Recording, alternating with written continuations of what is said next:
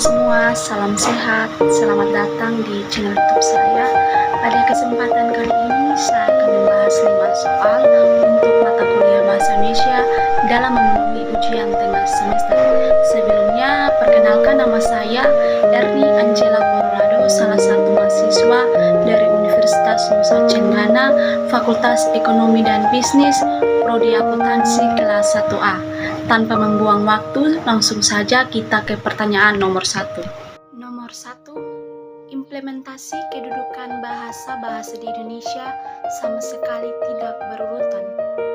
Bahasa Indonesia yang pada kedudukannya berada paling pertama justru jarang diaktualisasikan. Realitanya, banyak generasi muda cenderung menggunakan bahasa asing dalam berkomunikasi resmi setiap kesempatannya.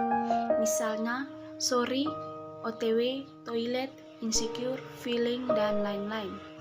Jika Anda adalah generasi muda yang menjunjung tinggi bahasa negara dan nasional kita, solusi apa yang Anda tawarkan agar kedudukan bahasa-bahasa di Indonesia benar diimplementasikan? Solusi dari saya agar kedudukan bahasa Indonesia benar diimplementasikan. Yang pertama, meningkatkan fungsinya sebagai lambang kebanggaan dan lambang harga diri bahasa Indonesia. Dengan fungsi ini, bahasa Indonesia mencermin nilai-nilai sosial budaya, nilai-nilai harga diri, dan martabat bangsa, serta frasa hidup yang menempatkan bahasa Indonesia dalam kedudukan yang sama dan derajat dengan bangsa-bangsa lain di dunia. Yang kedua, meningkatkan fungsinya sebagai lambang jati diri bangsa yang akan menampakkan ciri khas sekaligus membedakan bangsa Indonesia dari bangsa-bangsa lain di dunia. Yang ketiga, yaitu sebagai sarana pemersatu bangsa. Fungsi ini memungkinkan dan memantapkan kehidupan bangsa sebagai bangsa yang bersatu, tetapi tidak sampai menghapuskan latar belakang sosial budaya dan bahasa daerah. Yang keempat, bahasa Indonesia yang juga harus ditingkatkan yaitu bahasa nasional dalam perannya sebagai sarana perhubungan antar daerah dan antar budaya. Soal yang kedua, ragam bahasa merujuk pada konteks, yaitu Anda berbicara bersama siapa, di mana, kapan, dalam situasi apa, dan apa tujuan pembicaraannya. Dengan demikian, ragam bahasa bersifat fleksibel, namun tidak menutup kemungkinan bahwa masih ada kekeliruan dalam mengaktualisasikan ragam bahasa.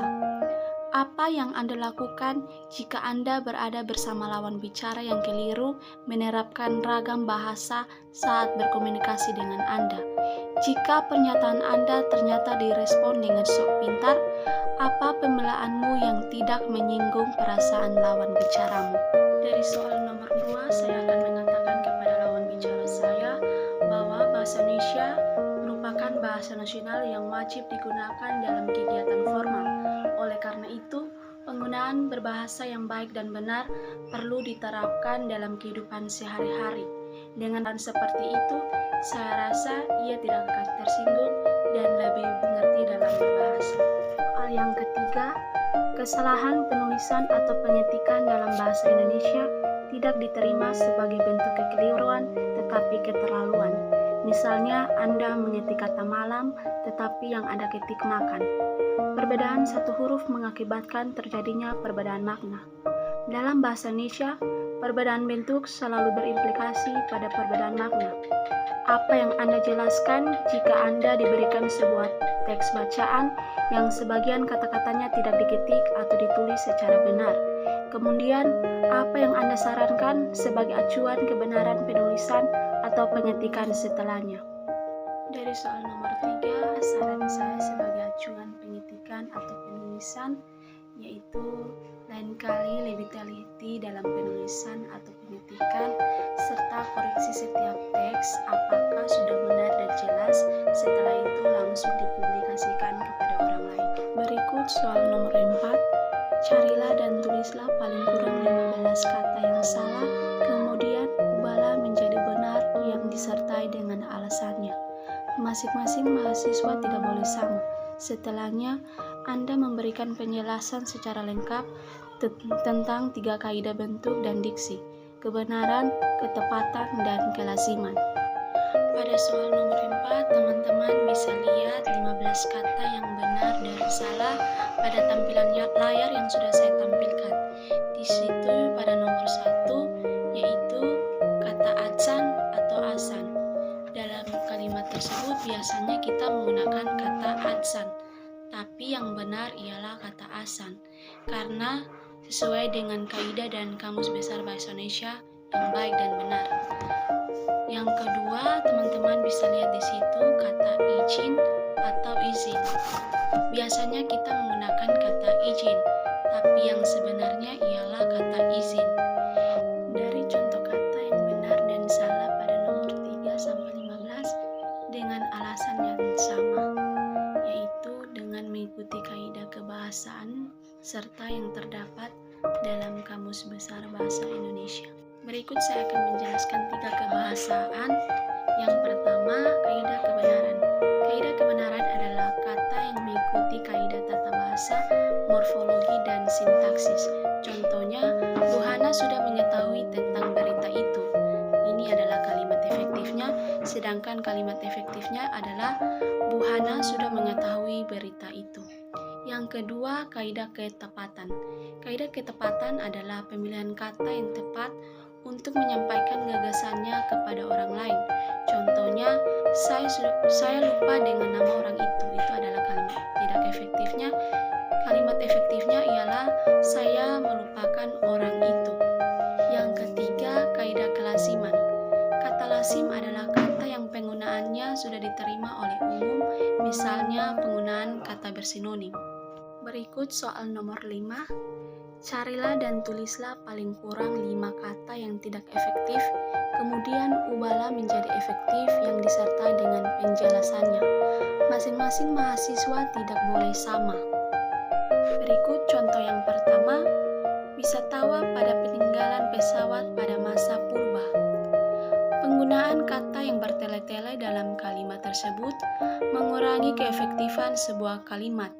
Contohnya dalam penggunaan kata pada, di mana dalam kalimat tersebut terdapat pengulangan kata yang tidak perlu. Dalam kalimat tersebut akan menjadi kalimat yang efektif apabila susunan kalimat tepat dan dalam menggunakan kata sewajarnya, sehingga kalimat tersebut menjadi lebih efektif. Hal ini dapat ditunjukkan dalam kalimat sebagai berikut. Wisatawan meninggalkan pesawat pada masa purba. Contoh nomor 2, sampah adalah bahan yang terbuang atau yang sengaja dibuang yang berasal dari aktivitas manusia maupun proses dari alam yang belum memiliki nilai ekonomi. Penggunaan konjungsi yang berlebihan. Penggunaan dua konjungsi yang sempat menimbulkan ketidakefektifan sebuah kalimat. Dalam kalimat tersebut, banyak menggunakan kata-kata yang tak berguna, sehingga kalimat tersebut dianggap bertele-tele dari tujuan penulisan. Untuk lebih efektif dari kalimat tersebut, seharusnya sampah adalah bahan terbuang dan sengaja dibuang berasal dari manusia maupun proses dari alam yang belum memiliki nilai ekonomi.